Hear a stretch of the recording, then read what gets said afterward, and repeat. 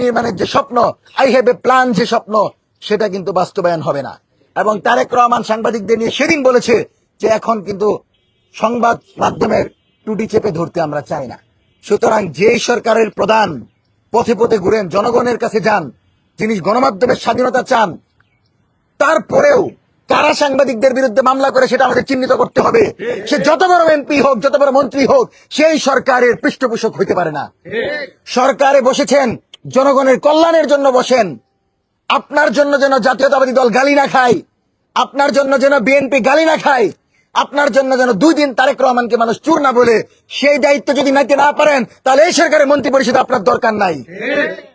দেশনেত্রী বেগম খালেদা জিয়া বলেছিলেন যে আমরা যেদিন ক্ষমতায় আসব, জনগণের রাষ্ট্র যেদিন কায়েম হবে, সেদিন এই সংবিধান ছুঁড়ে ফেলা হবে।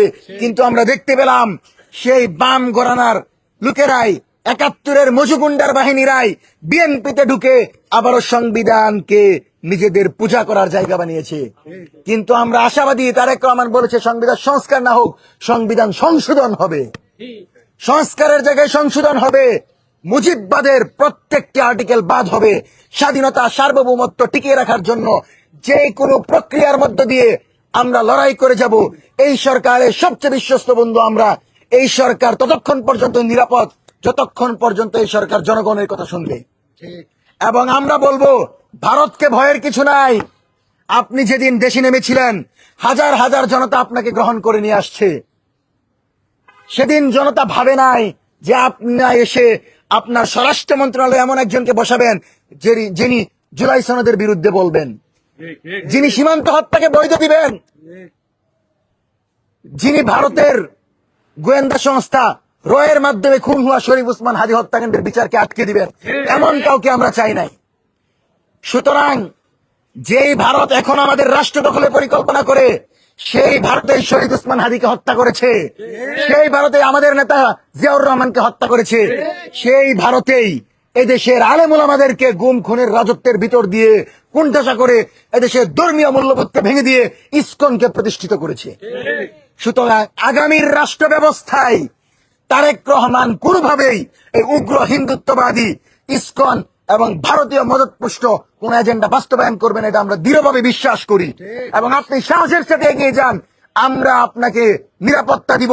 এদেশের স্বাধীনতা, সার্বভৌমত্ব রক্ষায় দেশের জনগণ জাতীয়তাবাদী দলকে যেভাবে মেজরিটি দিয়েছে, ঠিক সেভাবেই আবারও ক্ষমতায় আনবে যদি আপনি দিল্লির আধিপত্যবাদের বিরুদ্ধে দাঁড়াতে পারেন। আর যদি তার বিপরীতে কিছু করেন, আল্লাহর কসম করে বলি ভাই, এদেশের কোনো মানুষ দিল্লিকে পছন্দ করে না।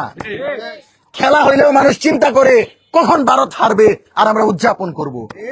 সুতরাং যখনই আপনি ভারত বিরোধী হবেন, যখনই আপনি আধিপত্যবাদের বিরুদ্ধে হবেন, যখনই আপনি দিল্লি নয় পিন্ডি নয় স্লোগানকে বাস্তবায়ন করবেন, তখনই এদেশের জনগণ জিয়াউর রহমানের মতো আপনাকে গ্রহণ করবে। এর বিপরীতে যদি দাঙ্গা তৈরি করেন, জামাত বিএনপির দাঙ্গা তৈরি করেন, এনসিপি কে কুণ্ঠাসা করেন, আওয়ামী লীগকে পুনর্বাসন চেষ্টা করেন, বিস্ফোরণ ঘটবে এবং জনবিচ্ছিন্ন হয়ে এই দল ধ্বংস হয়ে যাবে। কিন্তু এই দলকে ধ্বংস হোক এটা আমরা চাই না। কারণ আওয়ামী লীগকে প্রোটেস্ট করার জন্য, আওয়ামী লীগ প্রতিরোধের জন্য বিএনপির চেয়ে বড় কোনো শক্তি নাই। সেজন্য 23 তারিখের কর্মসূচি হবে জামাত বিএনপি সম্মিলিতভাবে লাঠি মিছিলের মাধ্যমে বাংলাদেশের যে কোনো প্রান্তে আওয়ামী লীগকে প্রতিরোধ করবে।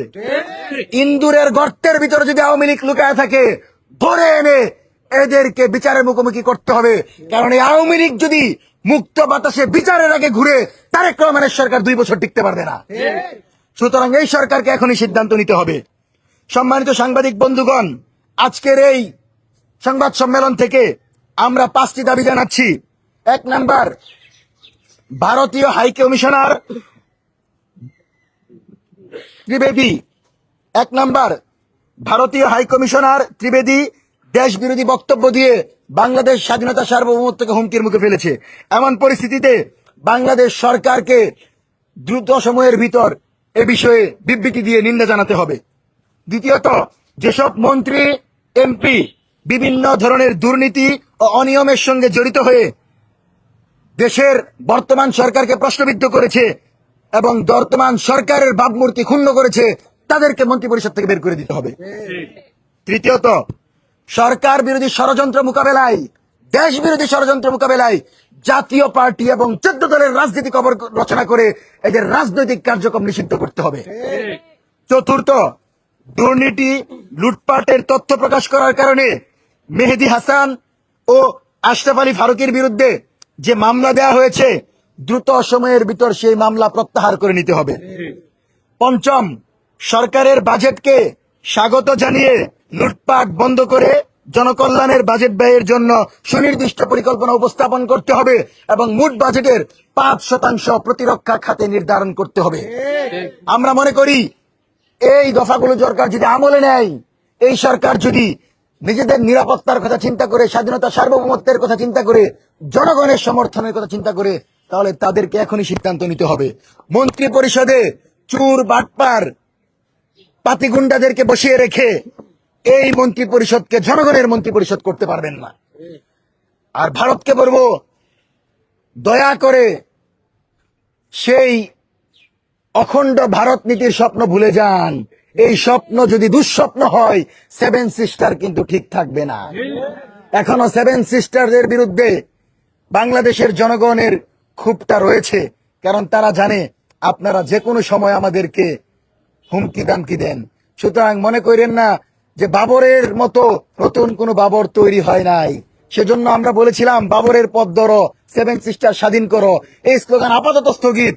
যদি ভারত আমাদেরকে রংপুরে যে ধরনের হামলার কথা বলছে, ঠিক একইভাবে বিভিন্ন জায়গায় যদি পুশিং করতে চাই, বিভিন্ন জায়গায় যদি তাদের কোনো স্পেস তৈরি করতে চাই, তাহলে এই স্লোগানই সত্য হবে।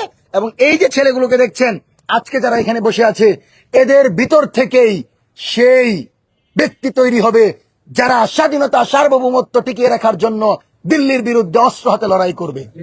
সুতরাং আমাদের লড়াই ইনসাফের লড়াই, আমাদের লড়াই বাংলাদেশি জাতীয়তাবাদের লড়াই।